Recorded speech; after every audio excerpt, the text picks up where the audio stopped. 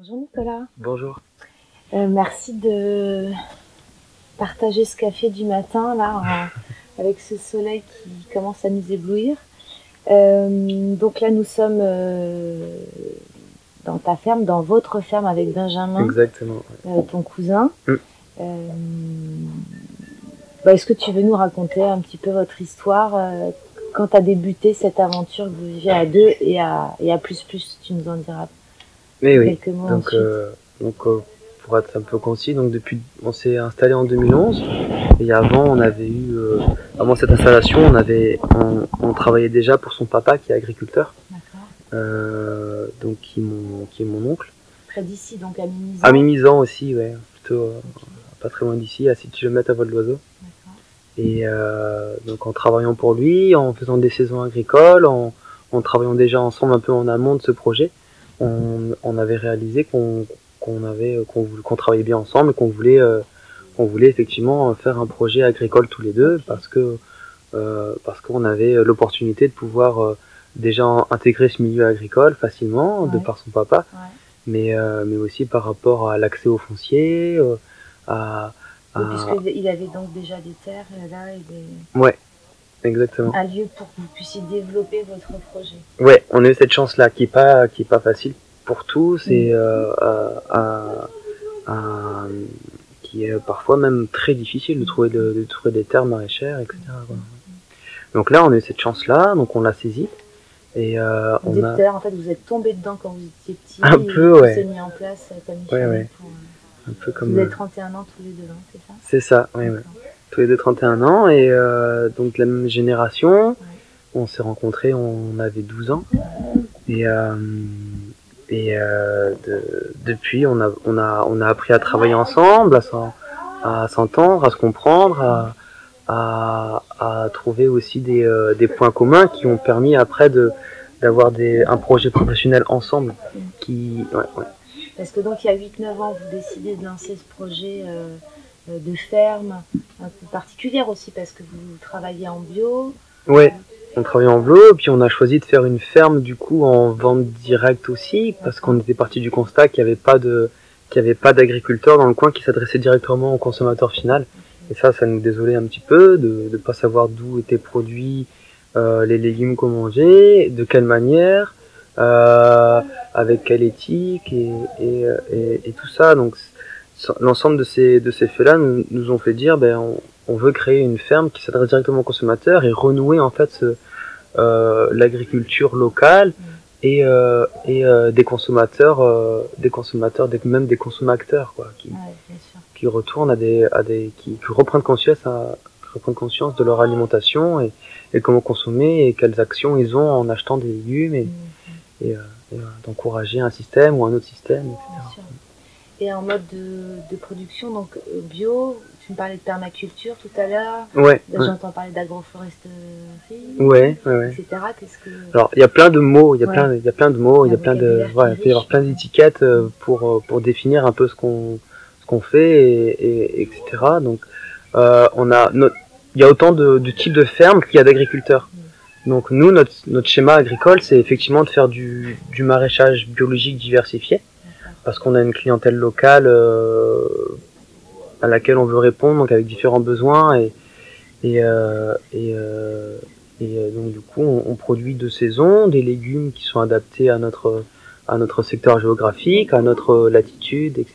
Quel type de légumes et de fruits du coup? Alors on doit faire une quarantaine de légumes de saison. D'accord. Ouais, quand même. Et et des arbres fruitiers. On a gagné un concours là qui s'appelle Ferme d'Avenir. Ah oui, super. Ouais, super. Et du coup, on a été accompagné pour pouvoir planter 500 arbres fruitiers nouveaux. Donc dans quelques années, dans 5 ans, on va avoir un joli verger qui va faire une belle bulle de biodiversité sur notre ferme. C'est super. Ouais. Et surtout quand on a une politique de ferme bio, on va pouvoir justement encore plus accompagner ce phénomène de biodiversité qui va se réguler avec d'atteindre des équilibres, et plus on a de diversité, plus on a d'auxiliaires et de ravageurs qui viennent travailler par eux-mêmes et on laisse la nature faire faire son travail en lui donnant les outils pour pouvoir exister, être là, et ensuite c'est elle qui va gérer un peu tout ça. Parce qu'elle le fait très bien sans nous toute seule, et elle n'a pas besoin de nous pour le faire. Alors il y a un autre aspect chez vous dans votre ferme, c'est que moi je suis arrivée hier et j'ai rencontré une bonne dizaine de personnes. Ah oui, ouais. J'ai découvert une logistique, plein de jeunes, entre 20, 30 ans, 35 ans, des caravanes un peu partout. C'est une vraie famille, on dirait. C'est un peu ça, oui. C'est un système. Vous êtes arrivé à ce système c'est un système qui est venu à nous. Ouais. Donc on peut en parler. Enfin, c'est du woofing. Ouais.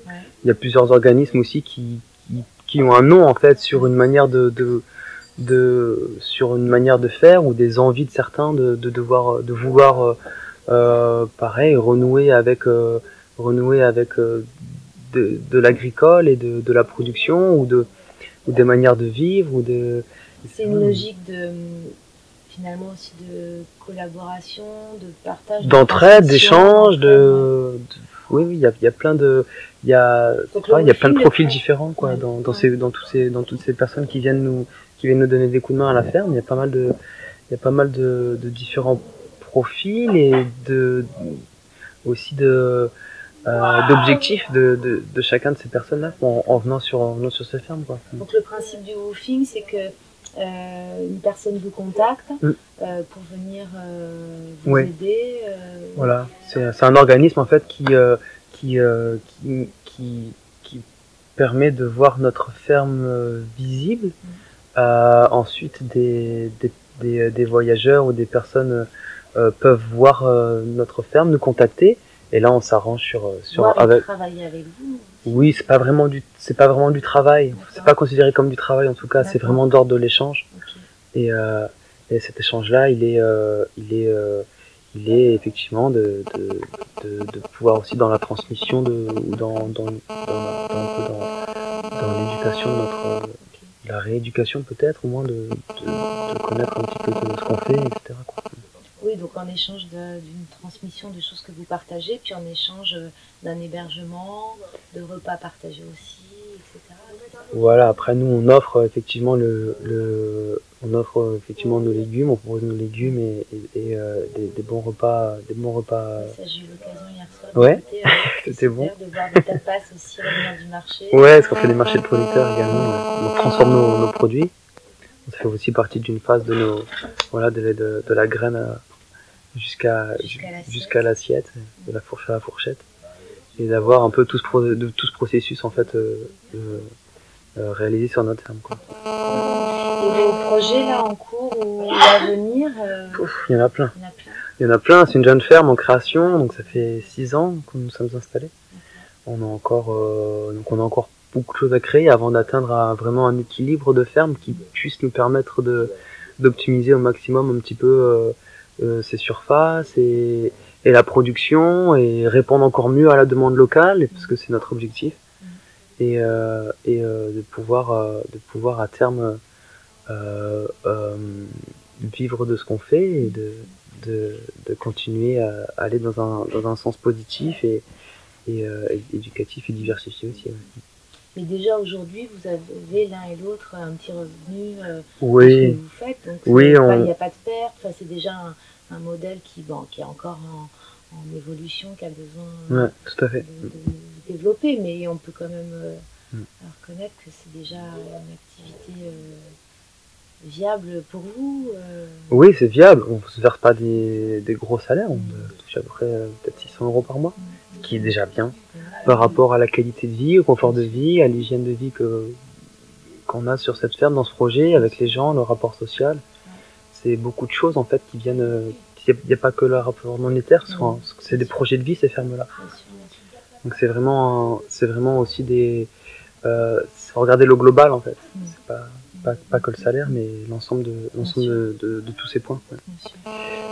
Et tu parlais de ferme d'avenir tout à l'heure, je crois qu'ils viennent le mois prochain, c'est ça? C'est ça. Visiter? Ouais. À quelle date? Le 11-12-13.